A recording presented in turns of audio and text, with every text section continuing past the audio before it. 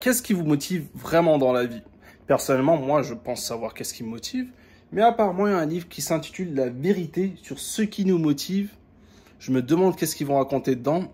Je vous dis ça dans 1 heure et demie ou deux, histoire de terminer le livre. En passant, je partage quotidiennement des astuces pour améliorer votre productivité, concentration, mémoire et vitesse d'apprentissage. Donc si vous voulez en apprendre plus, bien sûr, abonnez-vous.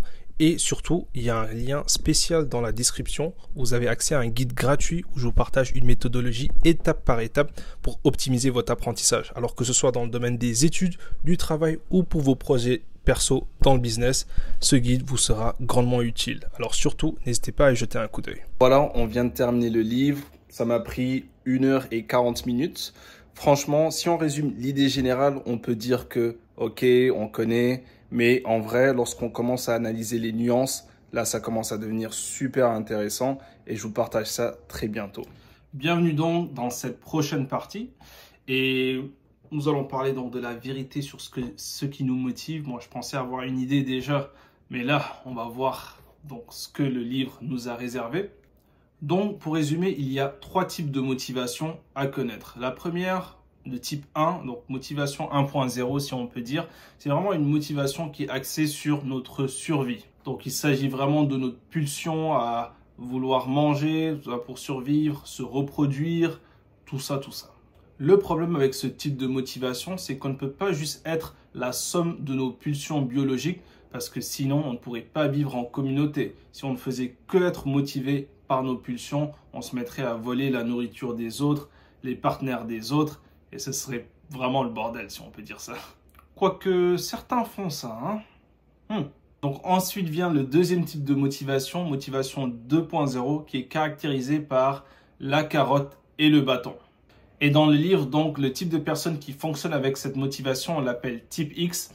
Et la carotte, en fait, elle va permettre d'encourager les actes qu'on veut répéter, et le bâton, de dissuader de répéter certains actes. Cependant, qu'est-ce qui explique le fait qu'on peut passer des heures à jouer à un jeu, faire de la guitare, pourtant des activités qui ne vont pas nous rapporter un seul sou ou augmenter nos chances de rencontrer un partenaire? Eh bien, c'est là qu'intervient le troisième type de motivation ou motivation 3.0, qui est la motivation intrinsèque. Donc la motivation intrinsèque, comme elle est décrite dans le livre ici, c'est un besoin inné d'accomplir des choses, de créer, d'apprendre et de mieux réussir sa vie.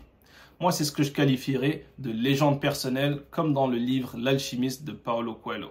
Quand on est animé par ce type de motivation, finalement, l'activité en tant que telle constitue la récompense. On la qualifie donc d'activité autotélique.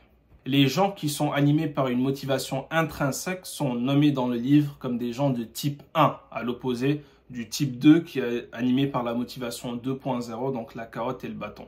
Alors ici, ils font la distinction entre la motivation de type 3 et de type 2, à savoir carotte et bâton versus motivation intrinsèque. Ils expliquent que la motivation de type carotte et bâton fonctionne très bien lorsqu'il y a une tâche mécanique, ou plutôt une tâche qui est algorithmique, comme ils disent dans le livre. Donc quand la tâche est répétitive et ennuyeuse, ça vaut la peine d'avoir une récompense pour pouvoir nous pousser à répéter le mouvement de plus en plus.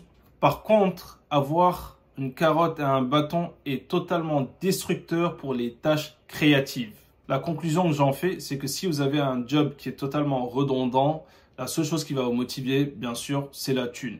Mais si vous avez un job qui est créatif ou vraiment, par exemple, vous faites de l'entrepreneuriat, il y a beaucoup de créativité dedans, ce qui va vous motiver le plus, ce n'est pas forcément l'argent, mais l'intérêt que vous avez et le plaisir à apporter de la valeur, à créer de la valeur et à apprendre de nouvelles choses. D'autre part, ils apportent la précision que les récompenses peuvent tuer la motivation intrinsèque.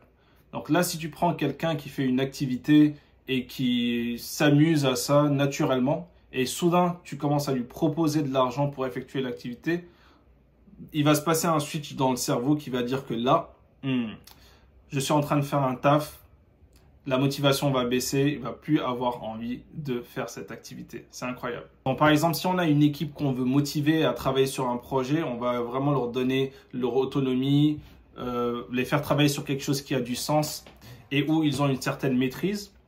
Et donc, pendant qu'ils font ce travail-là, où vraiment ils se plaisent, il ne faut pas leur dire qu'à la fin, ils vont être récompensés par telle ou telle chose. Il faut vraiment les laisser dans cette activité autotélique, comme je disais. Et à la fin, une fois qu'ils ont terminé, là, on peut présenter une récompense qui n'était pas prévue à la base. Et là, on peut renforcer un effet de motivation. Donc là, ça me fait enchaîner sur les 3 caractéristiques importantes de la motivation intrinsèque qui sont le A, le M et le I ou S. Ça va dépendre parce que le A signifie autonomie, le M, la maîtrise et I, l'identification. Donc, on s'identifie à la tâche, ce qui fait référence à un S comme sens. On a un sens, on donne un sens à ce qu'on fait.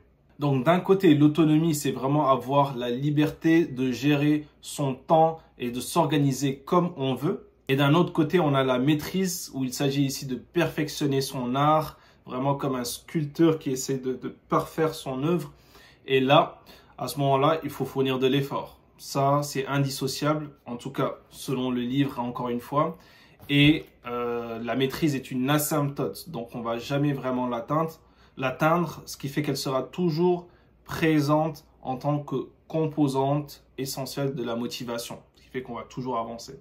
D'ailleurs, pour rebondir là-dessus, on a également le concept de flow qui est abordé dans le livre. Et ici, ils expliquent bien une chose très importante, c'est que le flow, pour le créer, il faut que le rapport entre ce qu'on doit faire et ce qu'on peut faire soit vraiment équilibré. Car si ce qu'on doit faire est beaucoup plus dur, beaucoup plus fastidieux que ce qu'on peut faire, ben on va être accablé et abandonné. Par contre, si ce qu'on doit faire est trop facile, trivial par rapport à ce qu'on peut faire, et bien à ce moment-là, on va tomber dans une forme d'ennui. Ce qui fait que l'équilibre entre les deux va nous mettre dans cet état de flow. Et cet état de flow va nous permettre d'avancer à travers la difficulté et l'effort qui constitue en fait la maîtrise. Donc là, le flow nous permet d'avoir la maîtrise composante essentielle à côté du sens et de l'autonomie pour avoir une motivation intrinsèque. Alors le livre aborde d'une part les études faites par des scientifiques et d'autre part par des économistes afin de combiner les résultats et arriver à ces conclusions. Beaucoup de concepts et beaucoup d'expériences y sont décrites et en général, on retire ces 3 points-là. Donc 3 types de motivation, une pour la survie, une carotte bâton et une 3e intrinsèque qui va être vraiment la plus efficace pour les tâches créatives et qui ne veut vraiment pas être accompagnée d'une récompense quelconque sous peine de perdre cette créativité. Alors, je suis curieux d'avoir votre avis. Est-ce que vous-même, dans vos projets, vous aviez l'intention de vous récompenser? Comment vous pensez que cela affecte votre motivation? Y avait-il des choses pour lesquelles vous pensez que l'argent est la motivation principale? Et est-ce que ces choses sont réellement mécaniques, algorithmiques, ou vraiment des choses beaucoup plus heuristiques ou créatives? Quoi qu'il en soit, si vous voulez pousser la réflexion beaucoup plus loin, je vous encourage vivement à lire le livre.